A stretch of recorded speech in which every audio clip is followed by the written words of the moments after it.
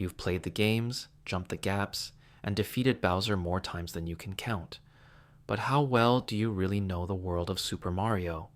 Tonight, we'll uncover 160 strange, forgotten facts hiding beneath the pixels. But what if some of them were never meant to be found? The screen is dark, not scary dark, but soft, like a warm blanket pulled up to your chin. Then slowly, one tiny sound echoes in the quiet. It's a small ping, like someone tapping a glass with their finger. You've heard it before, even if you don't know from where. And just like that, a picture forms, not in your eyes, but in your memory. A red cap, a small jump, a block floating in the sky, waiting to be hit. You're back in the world of Super Mario. Maybe you're listening from a cozy bed. Maybe the room around you is dim, the only light coming from your screen. Maybe you can hear the hum of a fan or the soft tick of a clock. Maybe it's raining outside. Maybe there are crickets. Or maybe it's just quiet. However you got here, however you found this moment, I'm glad you're here. You're not alone. Tonight, we're taking a journey together. Let's begin at the beginning, before the stars and power-ups, before the mushrooms and castles, before even the name Super Mario. There was a game, a small one, black background, ladders, barrels. You know it, Donkey Kong. That's where Mario was born, but he wasn't even called Mario yet. His name was Jumpman, just a little man who could jump. And do you know why he had a hat and a mustache? It wasn't for style. The game couldn't handle detailed faces, so they gave him a hat to hide his hair and a mustache to show where his nose was. His overalls weren't fashion either. They were there to make his arms and legs easier to see. Every piece of him was made to help you understand him better, even if you didn't notice. That's how Mario was built, not with extra things, but with just enough. Enough to feel real, enough to feel kind, enough to make you smile. And even though the game was small, just a few screens, a few sounds, it held something magical. The way he jumped, the way the barrel rolled, the way you kept going again and again because it felt good. Not because it was easy, not because you had to, but because it was fun. And then, a little later, came a bigger dream, a new world. Floating bricks, green pipes, walking mushrooms. The screen scrolled now, the sky moved, the music cheered you on. This was Super Mario Bros. And suddenly, that tiny man in red could go anywhere. He could run, he could duck, he could break bricks with his head. And the land he moved through felt alive. Do you remember it? That very first level? World 1-1. You started on the left, you walked right. You saw your first Goomba. You learned to jump. Not because the game told you, but because it showed you. One enemy, one pit, one block. A coin, a mushroom, a smile. It was all made on purpose, but it never felt forced. That was the magic. And here's something funny. When they first made Super Mario Bros., the team didn't even think it would be that big. They were just trying to use everything the Nintendo could do before they moved on to newer things. Super Mario Bros. Was a kind of last gift to the players, one last big game, and it became one of the most loved games in the world. People remember it not just for the levels or the enemies, but for how it felt. The way Mario slid just a little when he stopped. The way the music sped up when the timer ran low. The sound of a coin or a fireball or a one-up. Small things, tiny things. But together, they built something that stuck in your heart. Something that never left. Something you can still feel, even now. And if you close your eyes, maybe you can still see it. That glowing TV screen. The way the room looked. The way the controller felt in your hands. Maybe your sibling was sitting beside you. Or maybe you were alone, feet tucked under you, eyes wide. Maybe it was a school night. Or a weekend. Maybe you didn't even beat the level. But that moment stayed with you, tucked into a corner of your mind like a favorite toy under a bed. Safe, quiet, waiting. That's what this story is made of. Not just facts, but memories. Not just secrets, but feelings. As we go deeper tonight, you'll hear things you've never heard before, little details that even longtime fans might not know. But the goal isn't to test you. The goal is to carry you. Gently, slowly, like a cloud ride in a sky level, like a warp pipe into dreams. So as we keep going, let your shoulders drop. Let the screen blur. Let your thoughts wander. You don't have to follow every word. You can drift, you can float, just like Mario sometimes does, arms out, legs swinging, spinning softly through the air, not worried about the ground, not worried about the end, just moving freely through a world made of light and sound and imagination. There's something comforting about that kind of world, a place where rules are clear, where jumps make sense, where even the strange things, like walking turtles or flying fish, feel normal after a while. And maybe that's why Mario has stayed with us so long, because in his world, things feel fair, feel kind, feel safe, even when they're hard, even when you lose.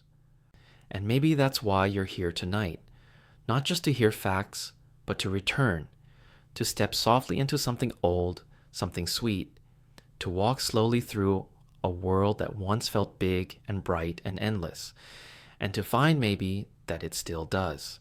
So tell me, if you like, where are you watching from? Is it quiet there? Are the lights low? Is someone else with you? Or is this your own quiet time? Whatever the answer is, it's the right one. Because you're here now, and we're just getting started. The screen may be brighter now, but your thoughts can stay soft. Let's keep going. Let's find what's hidden. Let's remember what we forgot. One step at a time, one fact at a time, one dream at a time.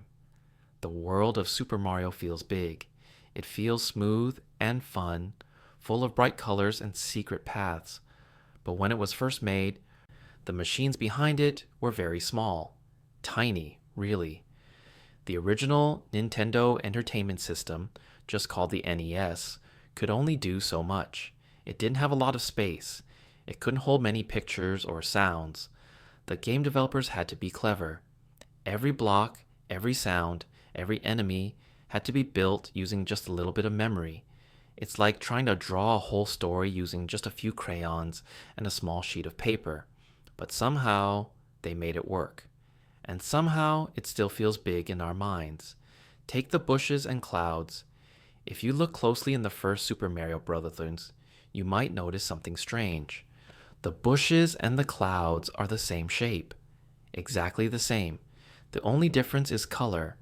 Clouds are white, bushes are green. That's it. They use one shape to save space. Why waste memory drawing something twice? And yet, most of us never noticed, because it still felt right. It still felt full. That was the magic. The limits weren't a problem, they were a puzzle. And the game designers love solving puzzles. Even Mario's movements were shaped by these limits.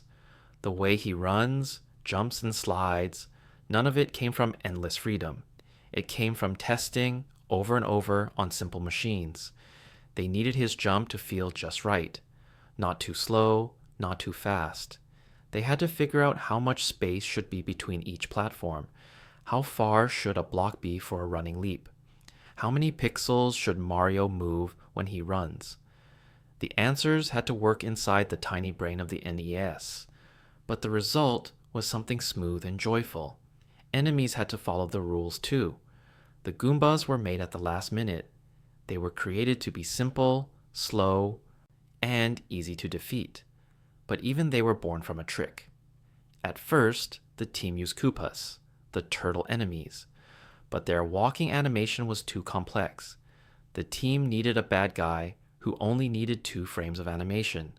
So they made the Goomba. Just a squish when it walks and a squish when it gets stepped on. Easy to code, easy to understand, but still lovable. The screen itself had limits. The NES could only show a certain number of sprites in a single row. If too many enemies appeared side by side, they would blink in and out. This was called sprite flicker. Some people found it annoying, but others found it charming. Like a candle dancing in a breeze. Instead of hiding it, the game leaned into it. Levels were designed to avoid too much flicker. Enemies were spaced just far enough apart. And when the screen did flicker, it almost felt alive. Another trick was the warp zones. You remember them, right? Hidden pipes that let you skip whole worlds. They weren't just there to be fun. They helped the game load less data, and they helped testers check later levels more quickly. But to the player, they felt like secrets, like rewards for exploring, like a whisper from the game itself. You're clever. You found this. Sound was shaped by limits too. The NES couldn't play many sounds at once. It had 5 sound channels, just 5.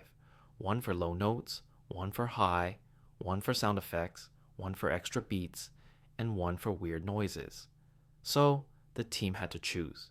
If a coin sound played, sometimes the music would drop out for a second. But we didn't mind. In fact, it made the coin feel more real, like it pushed everything else out of the way just for a moment. The music itself had to loop. It couldn't be long, but the team made it catchy, simple notes that danced up and down, repeating gently, softly, wrapping around your ears. The main theme of Super Mario Bros. Became one of the most well-known songs in the world, and it was built using just a handful of sounds. That's the magic of limits. They force you to be creative, to use what you have, to find beauty in small places. Even the levels were planned with memory in mind. Each stage was built using pieces, like puzzle tiles. Instead of drawing each part of the level from scratch, they made little blocks that could be reused. A ground tile, a pipe tile, a block tile. Then they placed them like stickers, building whole worlds out of just a few parts. That's why some parts feel familiar, because you've seen those shapes before. But they're used in new ways, again and again. It's like making 100 paintings using the same 6 colors, and somehow it never gets boring. Saving memory also meant cutting things. Did you know that in early versions of the game, they wanted Mario to fly a rocket ship between levels, but there wasn't enough space, so they cut it. They also had plans for a power-up that turned Mario into a centaur. Yes, really, a centaur with hooves and all. But again, not enough memory. These ideas were wild, but the team had to let them go. Still, you can feel those dreams hiding in the edges of the game, like shadows just out of reach. The flagpole at the end of each level? That was part of a memory trick too. It gave the game time to load the next stage. While Mario slides down and the music plays, the game gets ready. It's like a magician showing you one hand while the other hand does the trick. And so much of what we remember, the color of the sky, the shape of the bricks, the way the enemies walk, came from these little limits. Each choice was a careful one. Each solution was quiet and smart. The game never screamed, "Look how hard I tried." It just smiled and said, "Here you go, play." These tricks and tools shaped the feeling of Mario, a feeling that stuck with us, one that still feels soft even years later.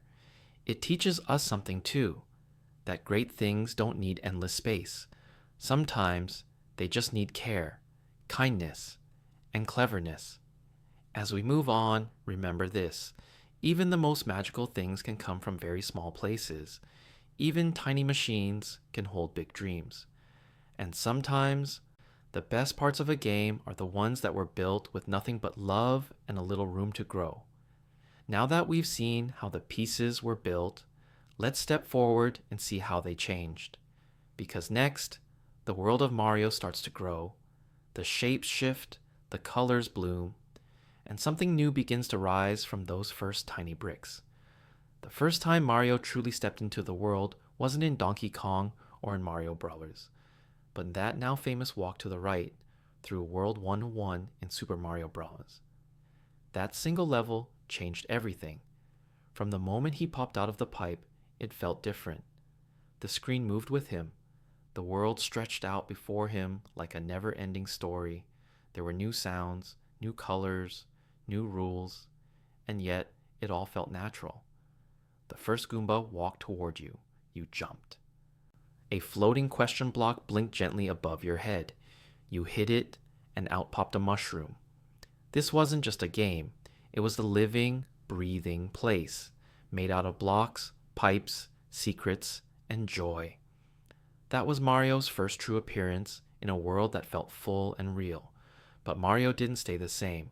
As players got better, the game needed to grow too. In Super Mario Bros., The Lost Levels, which was first released only in Japan, the levels became much harder. Mushrooms could hurt you. Jumps became longer. Winds could blow you away. It wasn't meant to be friendly. It was meant to test the players who had already mastered the first game. To many, it felt like a strange dream version of Mario, full of traps and tricks, but it showed that Mario could be more than simple. He could be deep. He could surprise you. He could even scare you, just a little. Then came Super Mario Bros. 2, and something changed. If you played it, you may have noticed it felt odd. Mario could pull turnips from the ground. He could ride magic carpets. You didn't just stomp enemies, you picked them up and threw them. That's because this game wasn't originally made as a Mario game. It was a different game called Doki Doki Panic.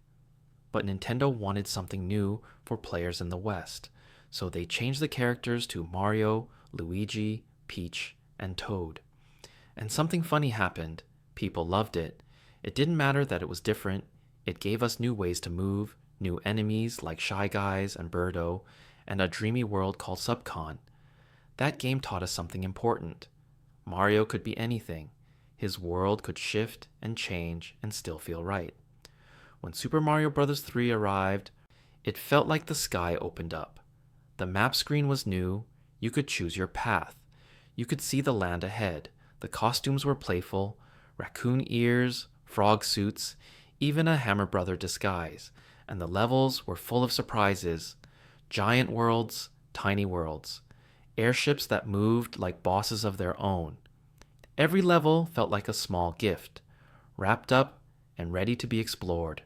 It was a celebration, not just of Mario, but of how far the series had come. It was still Mario, but bigger, brighter, smarter. And then, with a quiet hum and a click of a gray button, came something even greater, Super Mario World. Now, Mario wasn't just moving across stages, he was traveling a land, Dinosaur Land to be exact. The game was released for the Super Nintendo, a stronger machine with more colors, better sound, and more memory. The map became huge. The levels had secret exits. Red dots on the map meant multiple paths. You could ride Yoshi, you could fly with a cape, and the music had hidden tricks too. Different instruments would play in caves, in water, in ghost houses. Everything felt soft and round and just a little bit magical. And even though it was new, it still felt like home. Do you remember the first time you found a hidden key in Super Mario World? Or the first time a level opened a path to Star Road? These moments felt like whispers, like the game was talking only to you. You saw something others missed, it seemed to say. These weren't just levels, they were memories, glowing dots on a map that lived in your heart. After that, Mario took his biggest jump yet, into the third dimension. Super Mario 64. The title screen was quiet at first, then cheerful.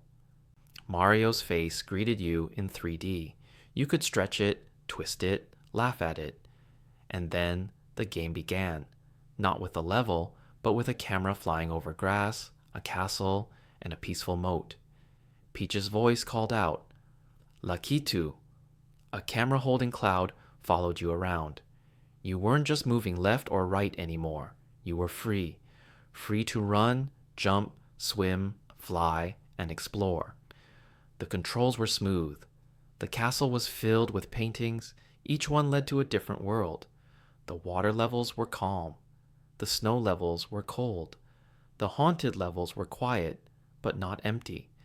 There were stars to find, secrets to uncover, even doors that only opened when you had enough light around you. It was a different Mario, but also the same. The joy of movement, the wonder of discovery, the soft sound of footsteps on stone floors. the sound of Mario's jump echoing in open space, the smile when you caught a star and were bathed in music. And as each new game came out, Mario kept growing. In Super Mario Sunshine, he cleaned a tropical island with water. In Super Mario Galaxy, he jumped from planet to planet, spinning in low gravity. In Super Mario Odyssey, he threw his hat to become different things: frogs, fireballs, even a dinosaur. Each time, something new. Each time, something familiar.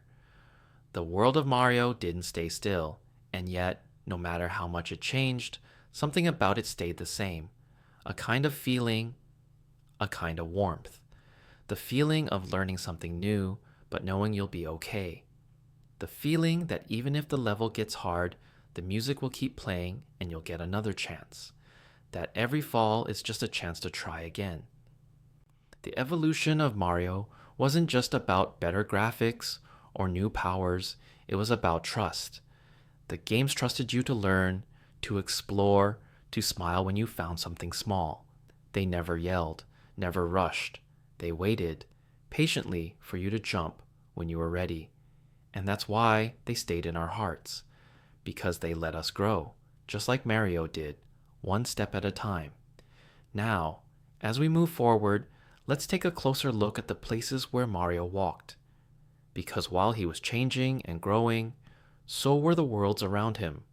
The green hills, the spooky forests, the lava castles, they were never just background.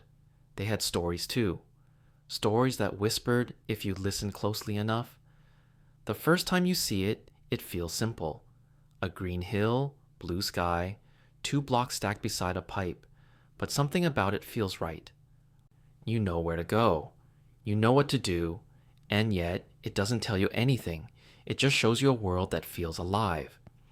This was the design of the first Super Mario worlds, tiny stages built with care. Every hill, every brick, every pipe had a reason to be where it was. Nothing was random, nothing was rushed.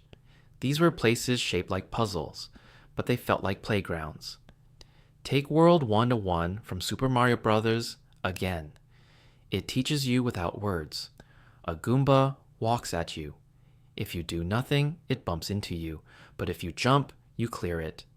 Maybe you land on its head and learn you can squash it. A question block floats above, blinking slowly. You hit it. A coin comes out. The next one? A mushroom. It moves away from you, bouncing off the pipe and coming back. You chase it, you catch it, you grow. And just like that, you understand. Not from reading, not from a guide, but from the world itself.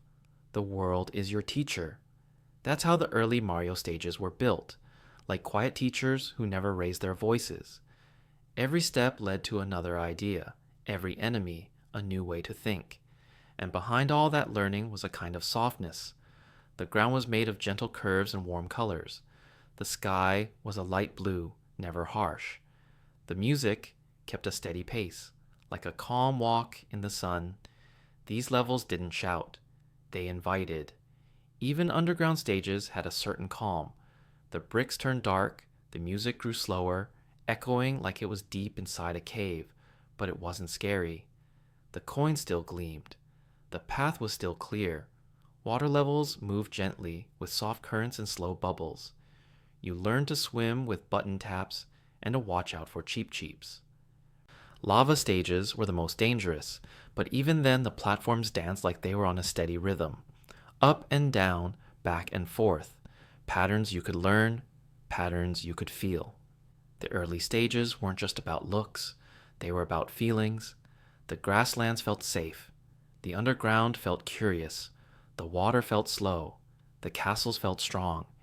Each type of world had its own sound, its own color, its own mood. And yet, they all felt connected, like pages in the same book. You could move from one to the next without fear, just wonder. Even when the levels got harder, they still felt fair. You always had time to learn. The design philosophy behind these worlds was simple, but deep. The creators wanted every level to teach something, to play with something, and to reward something. One level might teach you how to use vines to climb. Another might play with moving platforms. Another might reward you with a secret path if you carry a shell just right. These weren't just levels. They were ideas, shaped into paths, and they weren't too long. Most early Mario levels could be finished in about a minute or two, but they stayed in your memory for years. Why? Because of how they made you feel. Not just proud, but peaceful. The kind of peace that comes from understanding, from knowing that even if you fall, you can try again. Even if you miss the jump, you get another chance. The castles at the end of each world brought a different kind of design. They were narrow, filled with lava and traps. Fire bars spun in circles. Thwomps dropped from the ceiling. Everything felt tighter, more serious. But again, it never felt mean. The patterns could be learned, the gaps could be timed. And at the end of the path was a boss, usually Bowser, but not always the real one. Sometimes it was just a disguised minion using the same body over and over. And even that was a trick of memory. The early systems couldn't hold many sprites, so they reused Bowser, gave him different tools, fire, hammers, bridges that dropped when you hit a switch. It felt like a fight, but it was also a puzzle. How do I get past this one? What's different this time? Secret areas were part of the early world design too. Pipes that led underground. Beanstalks that reached the clouds. Blocks you could only hit from below or behind.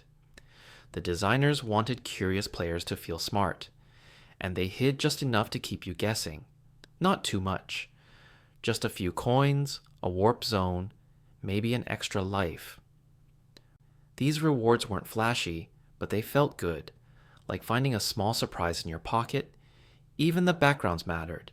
They didn't move much back then, but when they did, it made a big difference. Clouds floated, hills had eyes, stars twinkled. The background made the world feel round, even when everything was made of squares. You didn't think about it much at the time, but it was there, shaping how you felt. Over time, the worlds grew more detailed. In Super Mario Bros. 3, the backgrounds had more layers. Mountains rose in the distance, trees waved, ice sparkled. But the feeling stayed the same. The levels still taught, still played, still rewarded. The world map was a new idea. You could choose where to go. Skip levels. Try again. It gave the game a sense of place, like you were moving through a land, not just a list of levels. Then Super Mario World took those ideas and made them even stronger. The map was bigger, with hidden paths and locked doors. The levels were softer, rounder. They curved and bent. Slopes were added, letting Mario slide. Yoshi brought a new rhythm: tongue, jump, flutter, repeat. The forest felt deeper, the caves darker, the ghost houses slower and trickier. Each type of stage had its own logic, its own story.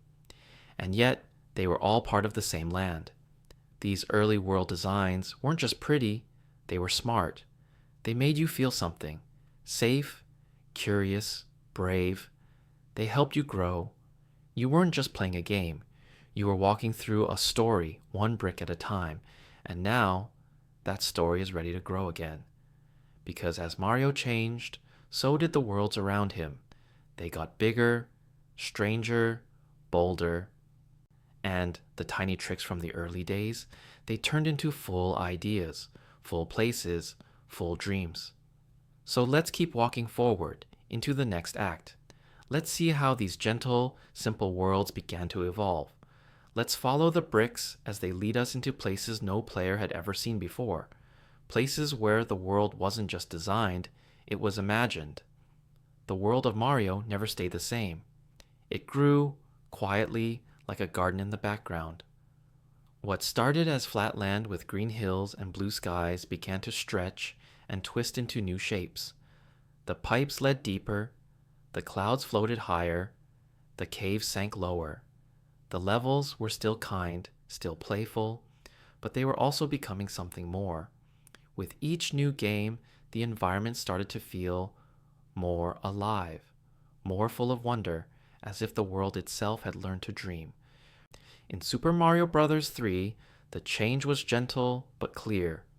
The grasslands still felt warm and familiar, but now there were deserts with sinking sand. There were icy lands where Mario could slip and slide. There were giant lands where everything was bigger, Goombas, bricks, pipes, even question blocks. The scale had changed, but the soul stayed soft. The sky still curved above like a ceiling made of music. The ground still waited, steady and sure to catch your jump. But now, the places you moved through had moods, feelings. You could sense the cold of the ice levels. You could hear the stillness in the sky levels, where platforms floated high above the earth. You could feel the heat in the lava worlds, not just through fire, but through the fast music and glowing red stones. Then Super Mario World brought even more layers. You weren't just playing a level, you were stepping into a place. The forests were dark, the trees thick, the water moved slower, the caves felt heavier.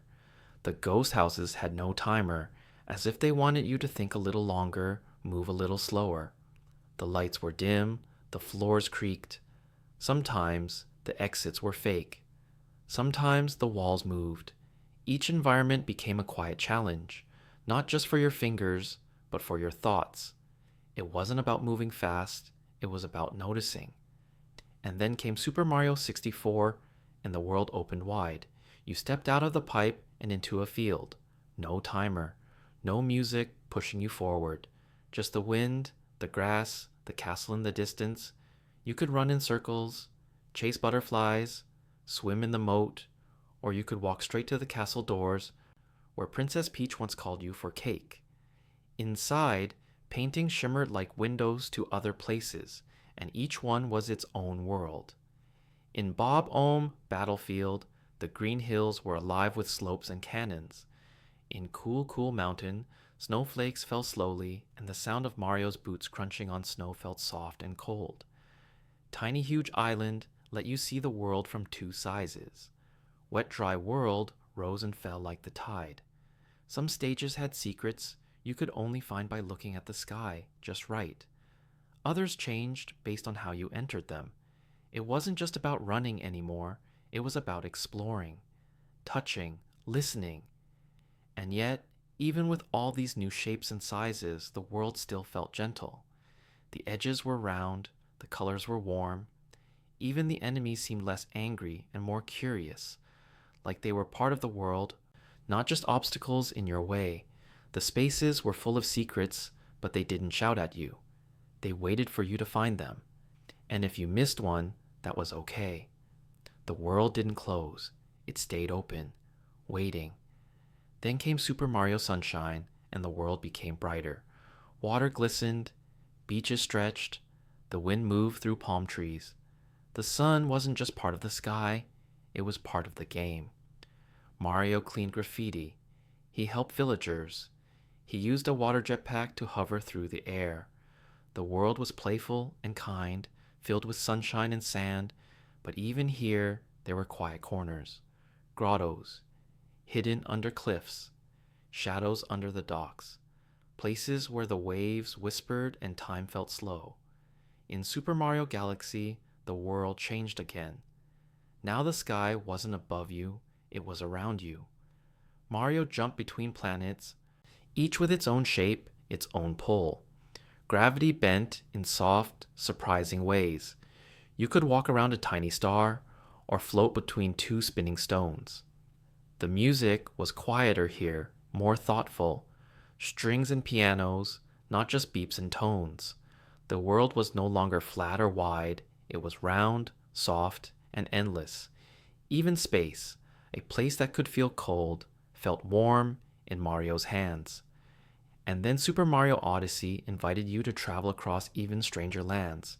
A city full of people, a kingdom of food, a desert frozen with snow, a forest where robots tended plants, and somehow each one still felt like a Mario world, still full of smiles, of secrets, of steps that welcomed you.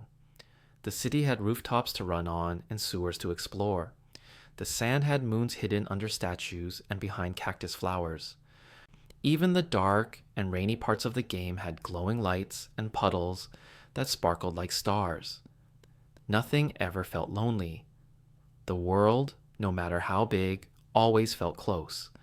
Technology helped, yes. The systems got stronger. They could hold more shapes, more sounds, more colors. But what really made the worlds feel richer was the care, the quiet details, the soft way a leaf moved, the path of a butterfly, the sound of coins echoing in a cave. Even the loading screens were gentle, a hat spinning, a little tune playing. Nothing rushed, everything ready. And still, after all these years, the heart of the world remains the same. Whether you're jumping across square bricks or flying between stars, you're always in a space that feels safe to explore. A space that asks you to look closer, to try again, to notice the small things. The early worlds were short, simple, but now they stretch and breathe. They hold stories even without words. They let you play your way, fast or slow, high or low. The choice is always yours. And maybe that's why these places stay with us. Not just because they look pretty, not just because they're fun, but because they make us feel something soft, something good, a kind of peace that follows us long after we turn off the game. As we leave these landscapes behind for now, let's take one more quiet step. Let's look not just at the places Mario visited, but at who he was, who he became, and how his character gently changed over time. Because even in a world made of stars and sand, the hero in red was growing too. Mario has always been more than just a plumber in red overalls. He's been a friend, a guide, a smile waiting at the edge of each level. Even in his very first appearances, he moved with purpose, simple, cheerful, full of hope. His story wasn't told with words, it was told through jumps, through coins, through careful steps across floating blocks. And over time, those steps told us something more, that Mario was growing too. In the beginning, Mario didn't have many expressions. He couldn't speak. He didn't even blink. But even then, something about the way he moved made us care. The bounce in his walk, the puff of dust when he landed, the way he slid just a little after running full speed. These were small things, soft things, but they made him feel real. They made him feel close. As the games grew, so did Mario. In Super Mario Bros. 3, we saw his playful side. He wore raccoon ears and wagged his tail. He could fly now, spinning gently through the sky like a leaf. In the frog suit, he kicked his legs like a little swimmer, clumsy but brave. And when he wore the hammer suit, he looked serious, almost too serious, but still somehow kind. Every outfit told a story, every power-up showed us a new side of him. Then came Super Mario World, and Mario felt even smoother. His movements were rounder, softer. He could spin jump now, flipping with a flash of his cape. He could ride Yoshi, and the way he looked over his shoulder when he jumped off told you something, even without words. Mario was careful, he was curious, he was always ready to try. In Super Mario 64, everything changed. Now Mario had a voice. He laughed, he cheered, he called out, "Let's-a go," and "Yahoo!" as he jumped. His eyes sparkled, his mustache bounced, his face was full of light. He could tiptoe, crawl, swim, dive, punch, and even fall asleep if you waited too long. And when he did, he snored. You could hear his breath slow and peaceful, rising and falling in a quiet rhythm. For the first time, Mario felt alive, not just in the world, but beside you. He was no longer just a shape on the screen. He was a character you could believe in. That voice, the one we all know, came from a man named Charles Martinet. And though the words were simple, the feeling was deep. "It's me, Mario," wasn't just a greeting. It was a welcome, a soft, joyful wave to whoever was holding the controller, a way of saying, "I'm here with you, let's explore together." As Mario's world expanded, so did his emotions. In Super Mario Sunshine, We saw him in new situations, not just jumping, but helping, fixing, cleaning. He looked concerned when the island was dirty. He frowned when things went wrong. And yet, even in trouble, he stayed kind. Even when he was blamed for something he didn't do, he didn't get angry. He just kept helping. That's the kind of hero Mario is. Quiet, gentle, steady. And then, in Super Mario Galaxy, we saw something softer still. There was a storybook in the game. A bedtime tale about a girl named Rosalina who watched the stars. And in that soft, glowing galaxy, Mario felt smaller, but no less brave. He floated in silence, spun gently through space, and caught stars with open hands. The look in his eyes was calm, still full of wonder, still full of joy, but now also full of peace. In Super Mario Odyssey, we saw him travel the world. New clothes, new places, new moves. He danced in the streets of New Donk City. He wore a sombrero in the desert. He put on a chef's hat in the Food Kingdom, and all along the way he never spoke much, but his face said everything. Surprise, delight, curiosity. The way he tipped his cap. The way he smiled at the moons he collected. He didn't need long speeches. Just small moments. That was enough. Mario's relationship with others grew too. He's always had a special bond with Peach. He rescues her again and again, but it's not about being a hero. It's about being there. He never asks for anything. He never expects a reward. Sometimes just cake, sometimes just a smile. That's all he needs. And over time, we've seen Peach take more steps on her own too. But still, she and Mario feel like a team. A quiet pair, always finding their way back to each other. Mario's bond with Luigi is different, softer still. They're brothers. You can see it in the way they run side by side. Luigi is a little taller, a little slower, a little more nervous, but Mario never rushes him, never mocks him. When Luigi shakes with fear, Mario stands strong. When Luigi shines, Mario claps. He's proud. They're different, but they belong together. Two sides of the same story, and their love, though never spoken, is easy to feel. Even Mario's connection with Bowser is special in its own way. Bowser is the enemy, yes, but there's a rhythm to their fights, a respect. Bowser roars, throws fire, and shakes the ground. Mario jumps, dodges, and presses on, again and again. And even when Bowser comes back stronger, stranger, bigger, Mario never gives up. He never gets angry, he just tries again. It's a dance they know well. A story that repeats, but always feels new. And maybe that's the truest thing about Mario. He doesn't need big changes. He doesn't chase fame or flash. He just keeps going.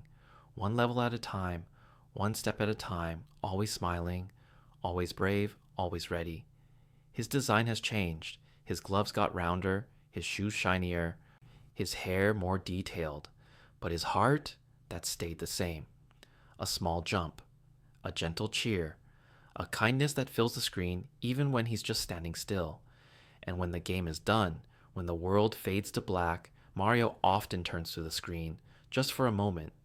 Sometimes he waves, sometimes he yawns, sometimes he says goodbye in that soft, cheerful voice, and something about it feels like a hug, a thank you, a reminder that he'll be right here, waiting, whenever you're ready to come back. Now that we've spent time with him, let's look around again. Let's notice the friends who walk beside him, the characters in the background, the ones who laugh, cry, cheer, and help. They have stories too, gentle ones, hidden ones, and they're waiting for us in the next step of our journey. Not every character in Mario's world wears a red hat or jumps over lava. Some simply stand nearby, smile quietly, and help in soft, simple ways. And sometimes those are the ones we remember most, the gentle ones, the helpers, the ones who aren't always in the spotlight but make the world feel whole. Tonight, we'll walk with them, one by one, quietly, as if they're telling us their stories in a whisper. Toad is one of the first you'll meet. Small and round, with a voice like a squeaky horn, He always seems to be waiting. In the early games, he stood at the end of castles and said, "Thank you, Mario, but our princess is in another castle." That could have felt like a joke, but somehow it didn't. There was something kind about it, something warm. Toad wasn't teasing you, he was cheering you on. He was letting you know you were getting close. And even though he didn't fight or fly, he was part of the journey, always there, always helpful. In later games, Toad became braver. In Captain Toad, Treasure Tracker, he had his own quiet adventures. No jumping, no stomping, just thinking, solving. Exploring with a flashlight and a backpack, a small hero doing big things, one careful step at a time. Then there's Yoshi. Bright green, big eyes, long tongue. A little dinosaur who carries Mario on his back. In Super Mario World, the first time you ride Yoshi feels like a surprise gift. He makes a cheerful noise when you hop on. He sticks out his tongue to eat apples and enemies. And when you jump off him midair to reach a far ledge, he never complains. He's loyal, soft, always ready to help, even when danger comes. In Yoshi's Island, he becomes the main protector, carrying baby Mario through forests, caves, and clouds. And even though he's small, he feels strong. Not because of power, but because of care. His story is one of patience, of watching, of walking slowly and kindly, even when the path is full of puzzles. And then there's Princess Peach, often seen as the one to save, but she's much more than that. In Super Mario Bros. 2, she's a playable hero, floating gently with her dress, gliding across long gaps. In Super Princess Peach, she saves Mario, using her emotions, joy, sadness, calm, rage, as tools. She's not loud or showy, she's graceful, thoughtful, strong in a way that doesn't need to be shouted. Her soft voice, her gentle smile, they don't mean she's weak, they mean she's steady. She waits, yes, but she also leads. She watches the kingdom. She offers cake. She brings peace. She's a light at the end of every path.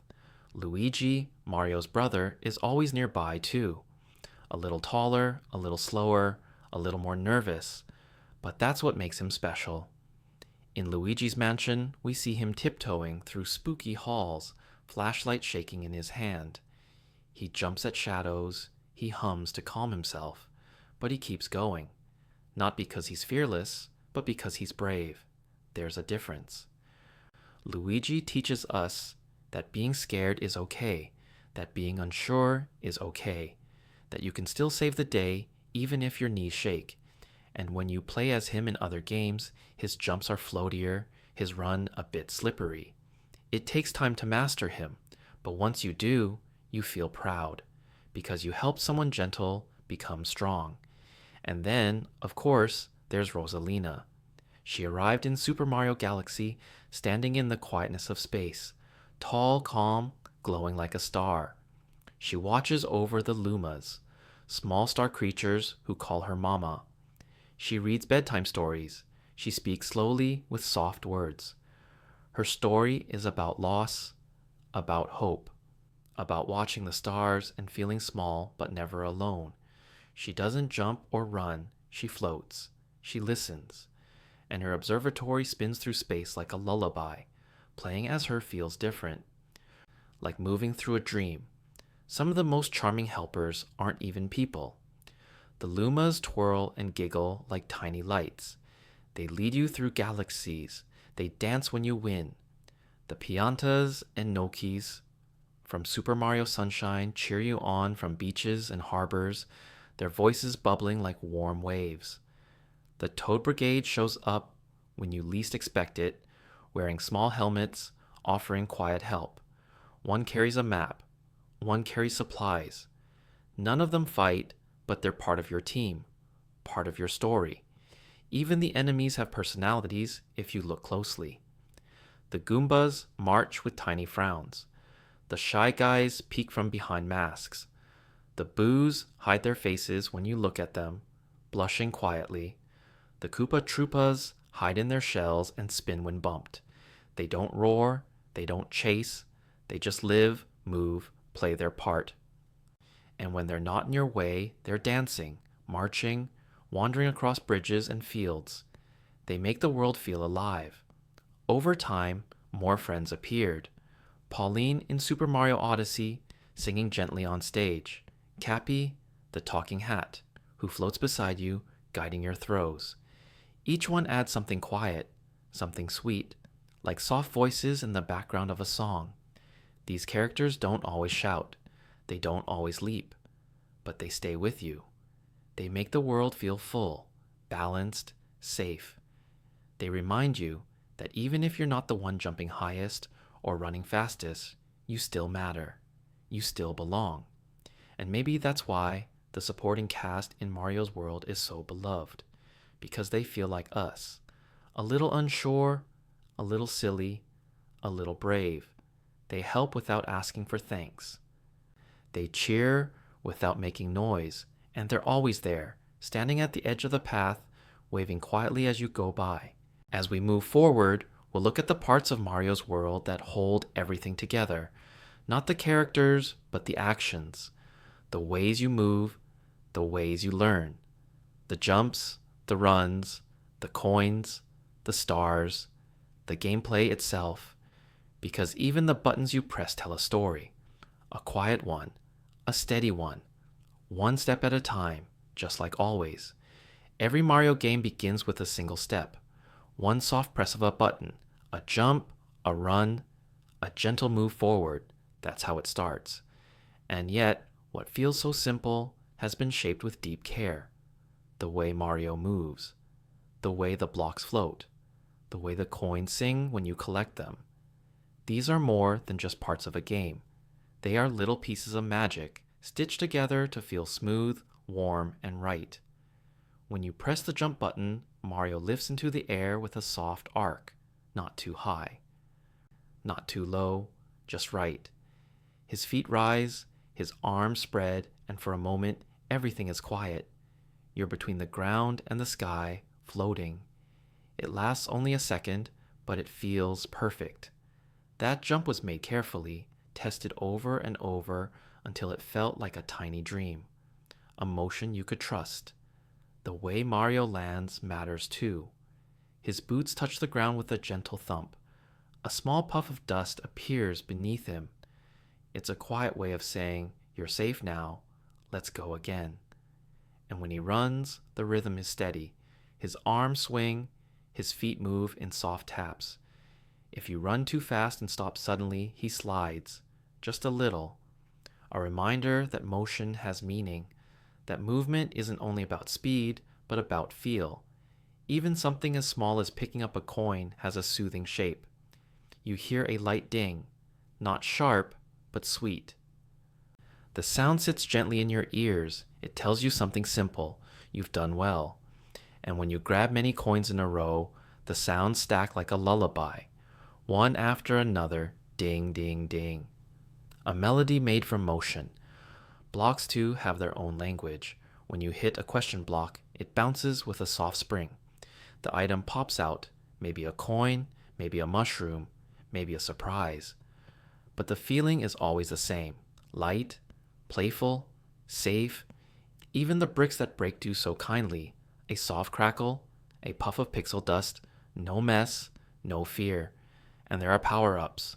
Mushrooms that make you big, flowers that let you shoot fire, stars that make you shine and sparkle. Each one changes how you play, but never in a loud way. The transitions are quick, happy, smooth. The music might shift, your color might glow, but it's always with joy. Even becoming invincible feels like a dance. The star theme plays fast, but it doesn't shout. It invites you to move with energy, just for a moment, before the world gently returns to normal. The levels are shaped to guide you gently. You start on the left, and the world pulls you to the right. Platforms rise and fall in slow patterns. Gaps open up just wide enough to feel fun, not scary. Enemies walk in ways you can study. They don't rush, they don't surprise, they teach you with every step. A Goomba walks straight, a Koopa Troopa turns around. A piranha plant peeks out. then hides again. These aren't just challenges, they're quiet lessons, and you learn them by playing. Every part of Mario's movement is made to feel good. Swimming is soft and floaty, flying is wide and open. Even climbing ladders or vines has a gentle pace. Nothing forces you. The game waits, the game watches, it lets you choose your rhythm. The controls stay simple. A button to jump, a button to run, left and right to move, that's all. But within those small choices are endless moments of play. You can bounce off enemies, jump in midair, wall jump, triple jump, long jump. Not because you need to, but because it feels nice. The more you explore, the more you find. The more you find, the more fun it becomes. And it never punishes, it only encourages. Even the live system feels calm. When you fall, the screen fades gently. A soft sound plays, then you try again. No yelling, no loud alarms, just a pause, a breath, a restart. Some games even offer help if you struggle too long. A golden block might appear, a guide might show you the way, but only if you want, only if you need. The game never pushes, it waits, quietly. And some games remove lives altogether. They let you keep going as long as you want. Try again and again and again. Like a puzzle made of pillows, you land softly, you fall gently. You keep learning without fear. In later games, new tools were added, but always with care. In Super Mario Galaxy, Mario spins with a twist of the wrist. In Super Mario Odyssey, he throws his cap, and it twirls through the air like a soft boomerang. These moves feel special, but not heavy. They add just a bit of sparkle to what you already know, and they invite you to play, not to worry. The worlds you move through are also shaped to match your steps. Hills rise slowly, platforms float in smooth paths, clouds drift, lava bubbles in quiet beats. And when the music plays, it matches your motion. Fast steps bring bright notes. Slow walks bring softer sounds. Even silence is used with love. There are secrets too, hidden blocks, invisible walls, pipes that lead somewhere strange, but you're never punished for missing them. They're just waiting, waiting for the player who decides to look a little closer, a little longer. And when you find one, it feels like the game is smiling, like it's saying, "Well done, I'm glad you're here." Mario's gameplay is simple at the surface, but it holds deep kindness underneath. It teaches gently, it moves softly, it plays like a dream. Not a loud dream, a quiet one. One where you run and jump and spin and swim, and every motion feels like it matters. Every step feels like a note in a song, and maybe that's why it stays with us.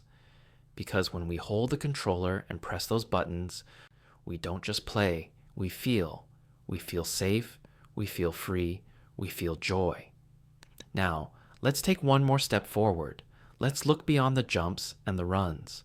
Let's listen. Let's hear what fills the world when we stop moving. The sounds, the music, the melodies that follow us gently from one level to the next. Because in Mario's world, even the silence hums with wonder. Sometimes, in the world of Mario, it isn't just the levels or the characters that make us smile. Sometimes it's the way those levels are made, the little tricks, the quiet patterns, the soft ways a game teaches us without saying a word. These design choices aren't loud. They don't jump out. But they shape how we play and how we feel while playing. They're the gentle hands guiding us through a world of blocks and stars. Every Mario level is built with care. Like a path through a forest, each step is placed just where it needs to be. In early levels, the ground is flat. The jumps are small. The enemies are slow. You're given space to learn. The game doesn't rush, it watches you. And when you're ready, it offers more. A higher jump, a moving platform, a pit just a little wider than before. Each level becomes a gentle teacher. Designers use patterns to guide your eyes. If you see a line of coins, it usually means you should jump. If a Koopa walks into a wall and turns around, it's a hint. There's something over there, maybe a pipe, maybe a secret. But the game never points with arrows or big signs. It uses motion, rhythm, color. It says, "Look here," in a whisper, not a shout. And it teaches through failure too, but kindly. If you fall, you try again. The level stays the same, the music doesn't change. The only thing that changes is you. You know a little more now, your fingers remember something new. Maybe you jump earlier, maybe you wait longer. The game trusts you. And because of that trust, you grow. One quiet lesson at a time. The space between objects matters too. Gaps between platforms aren't random. They're measured. Just wide enough to make your heart flutter, but close enough to catch you. When you clear a tricky jump, it feels earned, but never scary. Even when things move fast, they move with rhythm. Firebars spin, platforms tilt. Thwomps drop and rise again. Once you see the pattern, you're ready to move. In later games, the designers added more ways to play, but still kept it gentle. In Super Mario Galaxy, you jump between tiny planets. Each one pulls you with soft gravity, the world curves around you, you don't fall, you float. The level design becomes more like a dance. You spin, jump, and land upside down. And yet, it never feels confusing, because the path is always clear. Invisible lines draw your eyes forward. Coin trails sparkle like breadcrumbs. The camera tilts just right. In Super Mario 3D World, levels became short but rich. Like toy boxes, each one held a single idea. Maybe it's switches that change with every jump. Maybe it's shadows hiding secrets. Maybe it's light blocks that disappear if you stand still. The rules change, but the game always gives you time to play, to understand, to enjoy. Even the hardest levels are built on trust. You can do this, you will learn. And when you do, the joy is soft and full. Designers also hide gentle surprises, small things meant only for the curious. A coin tucked behind a wall, a pipe hidden in plain sight, a cloud that takes you to a bonus room.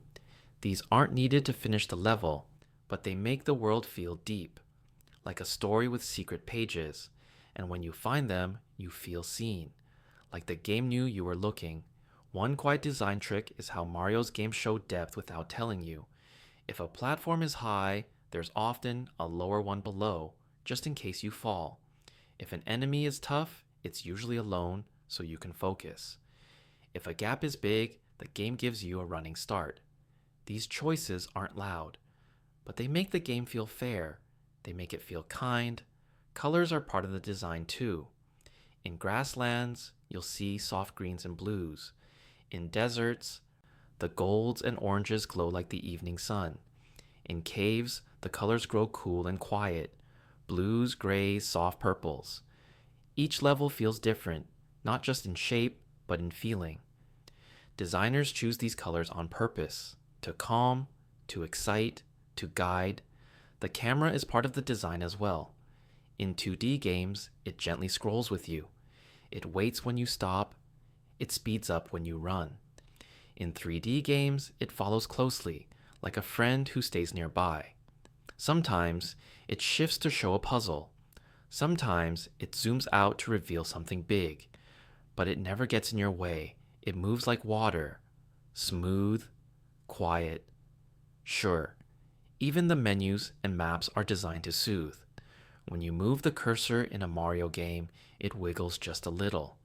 A star might spin, a cloud might puff, sounds play softly, clicks, bells, wind. Nothing is harsh. Everything is made to feel like play. And then there's the way levels build, not just from start to finish, but from game to game.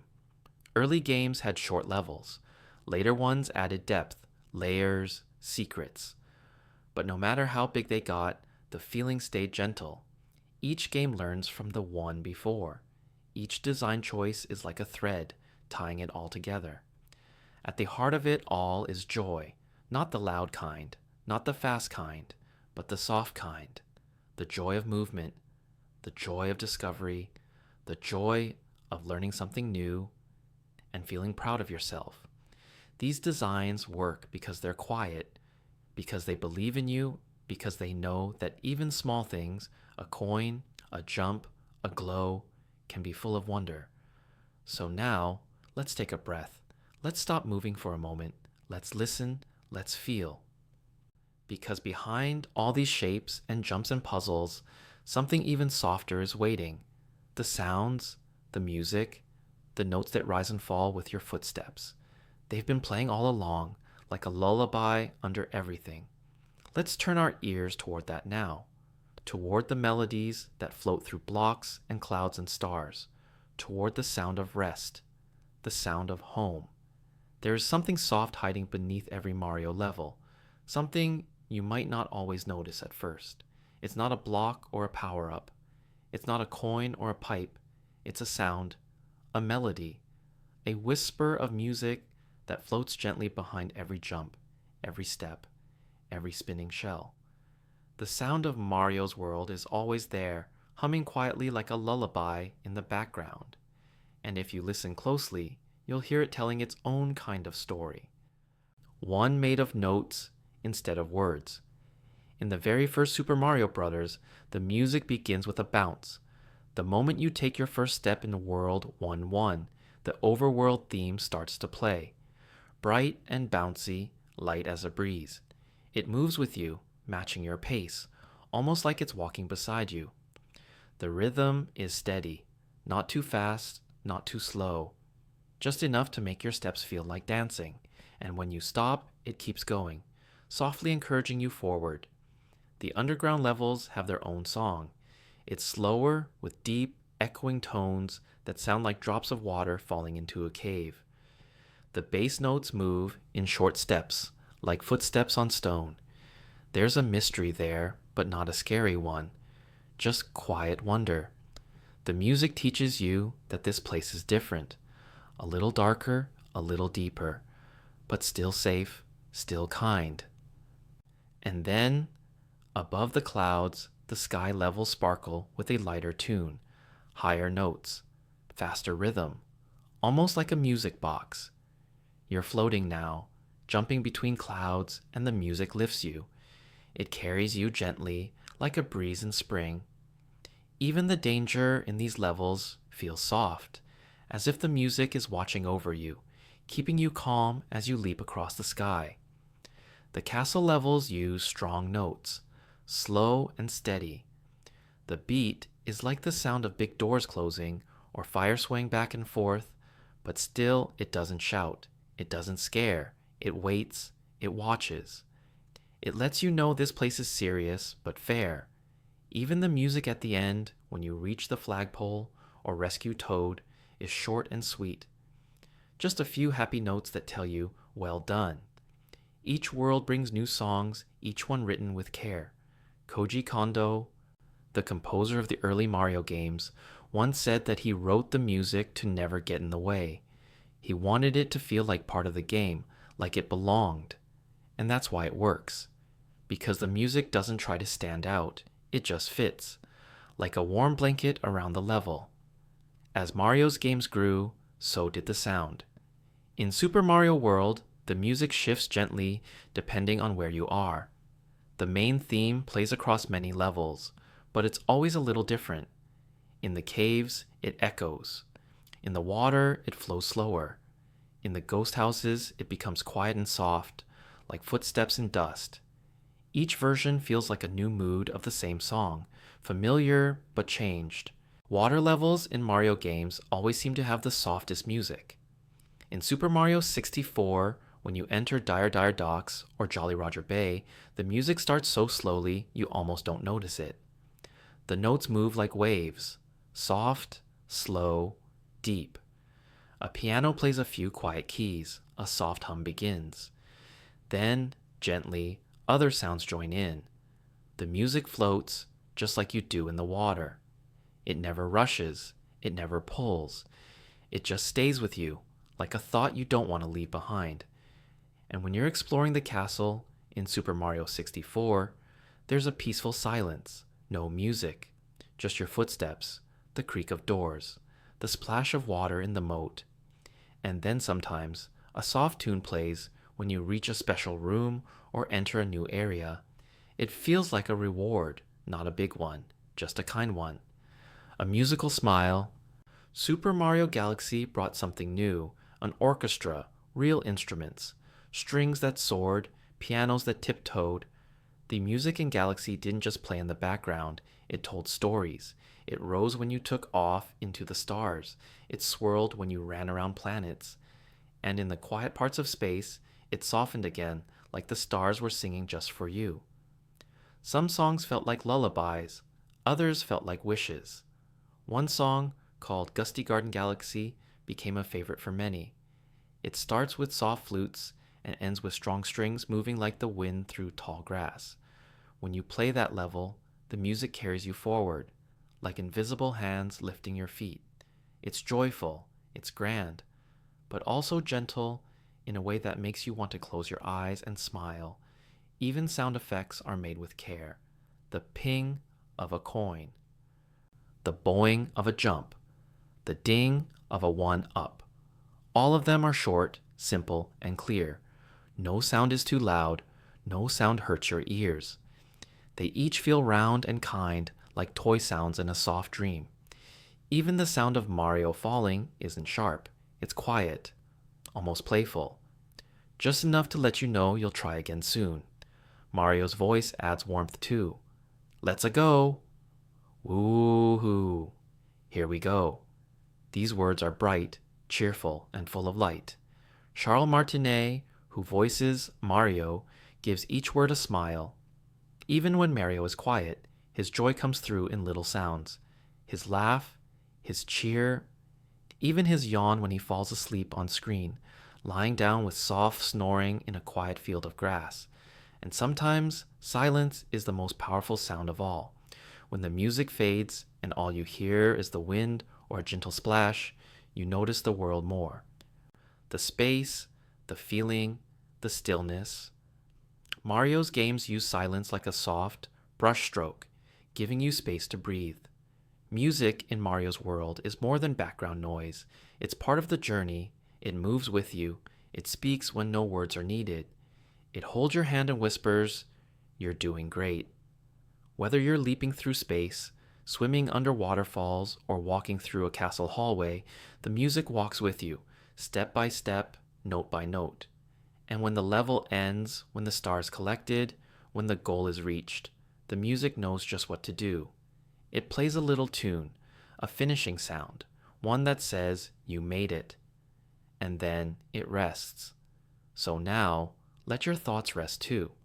Let the songs drift gently through your mind. Let the soft rhythms guide your breath. Slow, easy, calm. Because in this world of blocks and stars, even the sounds are full of comfort. And they're always there, quietly waiting, whenever you're ready to listen again. Sometimes a game is just a game, but sometimes it becomes something more. It becomes a part of us. A memory, a comfort, a soft place we carry wherever we go. Super Mario is one of those things. For so many people, in so many places, for so many years, Mario has meant more than just coins and castles. He's become a symbol of joy, of childhood, of quiet afternoons and glowing screens. And even now, all these years later, his world keeps gently reaching farther, touching new lives and finding new ways to stay with us. It started small, just a little cartridge, a plumber, a princess, a goal. But it didn't stay small for long. In living rooms around the world, Mario brought families together, brothers shared controllers, sisters passed levels back and forth, parents cheered, friends laughed side by side, and sometimes someone would sit quietly alone, guiding Mario through a quiet world of blocks and stars, feeling like they were part of something peaceful and safe. That feeling spread. It stretched across countries, across languages. Mario didn't need many words. His smile, his voice, his soft jump, those were enough. Over time, he left the screen. He jumped off the cartridges and into books, comics, lunchboxes, and cartoons. In the 1990s, Mario appeared on cereal boxes. His face smiled from notebooks and pencils. There were plush toys that kids hugged tightly at night. There were Saturday morning cartoons where his voice told stories in new ways. Some were silly, some were strange, but all of them carried that same gentle heart, that same sense of wonder. And everywhere he went, Mario was never rude, never angry. He was friendly, he was cheerful, he was calm. He showed up at birthday parties, printed on paper hats and party bags.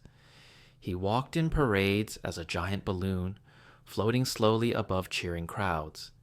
He danced across the screens in arcades, where coins clinked and lights blinked, and players gathered around to watch. In classrooms, kids whispered about warp zones and secret blocks, sharing quiet discoveries like hidden treasure maps. And every new game became an event, like opening a soft window to a world where things always made sense, where problems had solutions and kindness always won. Even people who didn't grow up with Mario still feel his reach.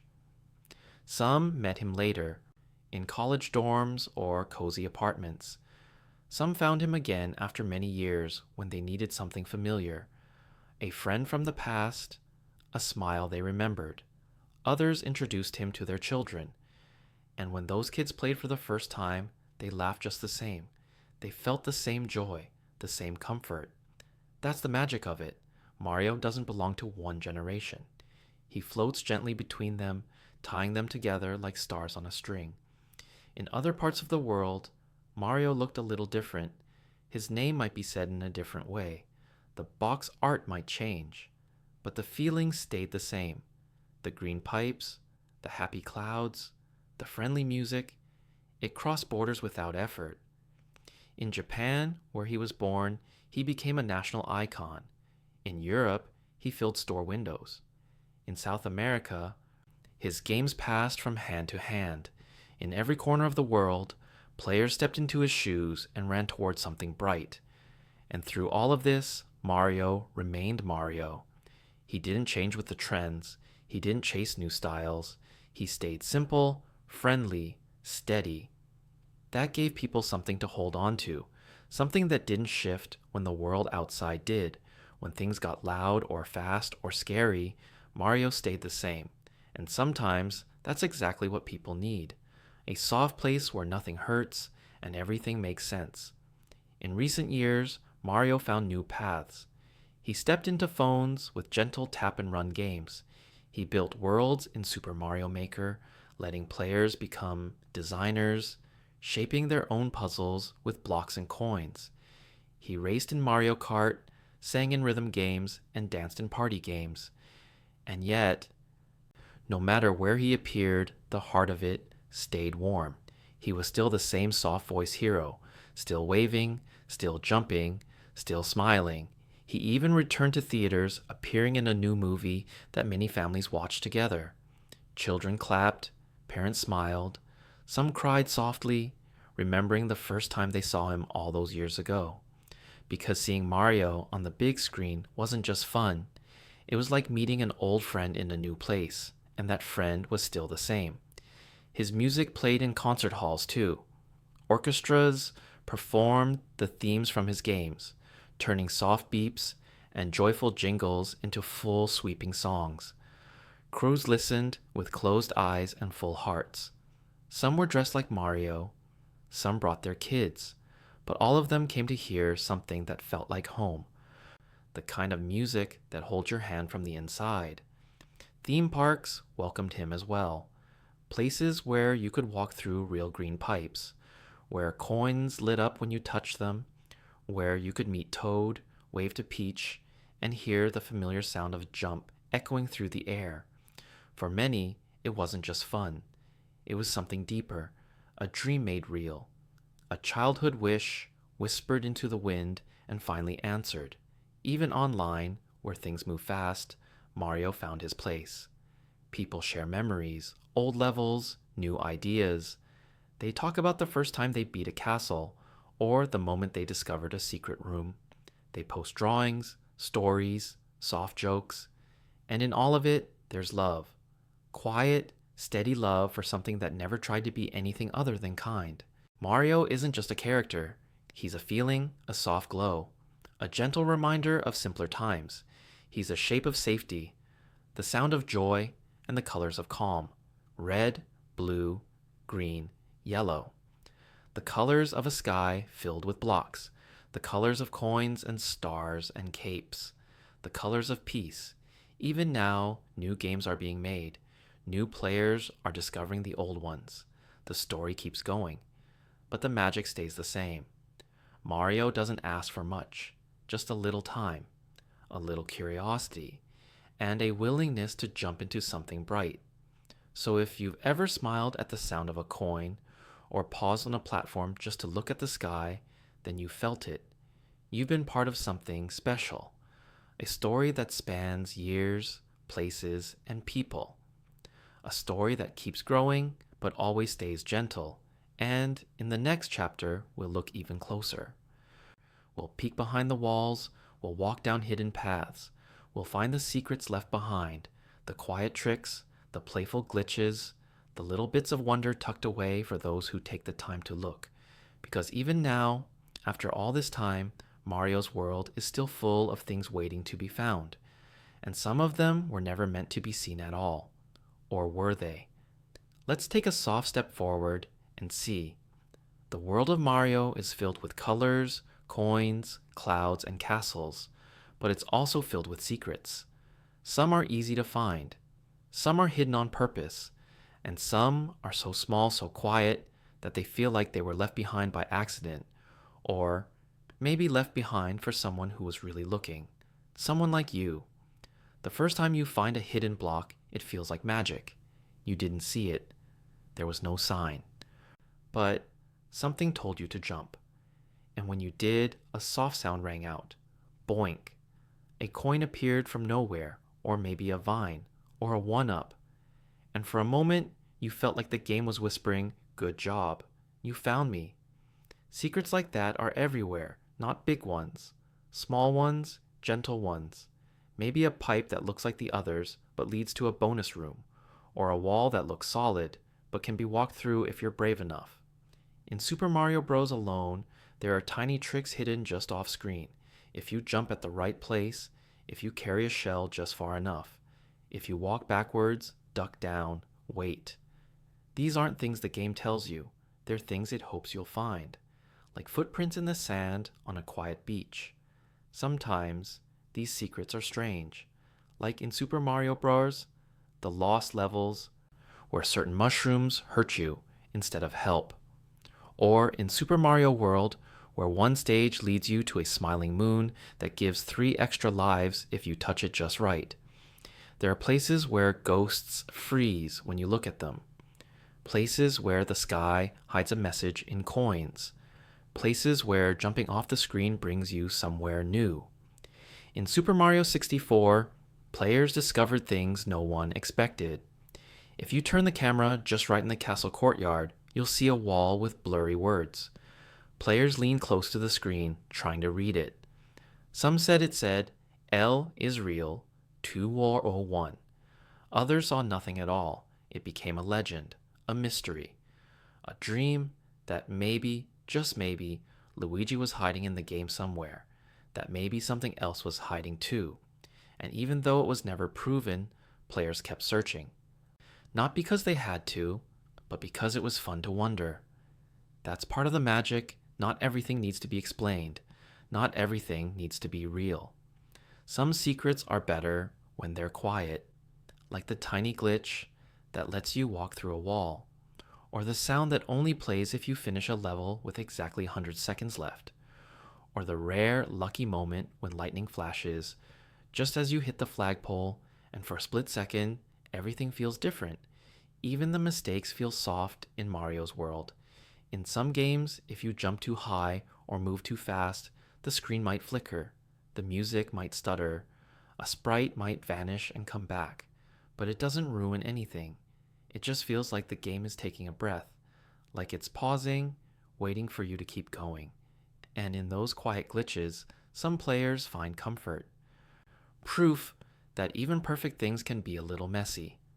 In Super Mario Galaxy, some players found stars that weren't needed. Extra stars hidden deep in places where the camera doesn't always follow. Why were they there? Some think they were left over, others think they were placed for fun, but to the ones who found them, they felt like treasure, like secret stars shining only for them. In Super Mario Odyssey, the game is filled with moons, so many you might think you found them all, but then you throw your hat at a strange object, or ground pound a strange spot, or talk to a shy toad, and suddenly the music plays and a moon appears. Another one, another smile, another surprise. It never ends. And maybe that's the point. That joy never ends if you keep looking. Even after you finish the game, even after the credits roll and the stars twinkle and the music fades, the secrets remain. The world stays open. You can go back, you can walk slower, you can jump in places you skipped before, and when you do, sometimes you find something new. A tiny room, a floating block, a quiet sparkle you never noticed, and sometimes you don't find anything at all. Just the sound of the wind in a grassy field. Just Mario standing still, blinking slowly, waiting for your next move. And in that stillness, there's peace. You don't need to win. You don't need to finish. You can just be. That's what makes the secrets of Mario so special. They aren't loud, they aren't forced, they wait for you patiently, and whether you find them or not, they're happy to be there, like stars behind clouds, like coins in your pocket, like memories that visit when you close your eyes. The world of Mario has grown, but it has never outgrown its heart. Even now, with better graphics, more levels, and new tools, the same feeling remains. The same soft touch, the same gentle care. Every jump still matters, every block still bounces, every sound still sings. And even when new games come, the old ones never leave. Players go back, they blow the dust off old cartridges. They press power and wait for the familiar sound. The music starts, the title screen glows, and just like that, they're home. Not a home with walls, but a home made of joy. A home built from jumps and coins and laughter. For some people, Mario was their first game, their first adventure, their first taste of something bigger than bedtime and school days. For others, Mario was a place to go when the world felt too big, when they needed something soft, something warm, something that would always welcome them back. And now, maybe he's becoming that for you. Maybe tonight, through these words, you've remembered something, a level, a sound, a time when things felt slower, softer, lighter. And if that's true, then this quiet journey has been worth it. Because Mario's world is still here. It always has been. In code and pixels, yes, but also in memory and feeling. It lives in the way you press a button, the way you hum a tune, the way your heart lifts just a little when you hear, "It's a me, Mario." And as this night fades, as the stars outside blink softly and your eyes grow heavier, that world stays with you. It doesn't ask anything, it doesn't need anything, it just exists, waiting, always waiting. So take one last breath with it.